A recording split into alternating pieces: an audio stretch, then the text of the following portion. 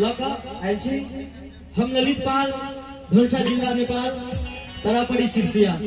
धन्यवाद।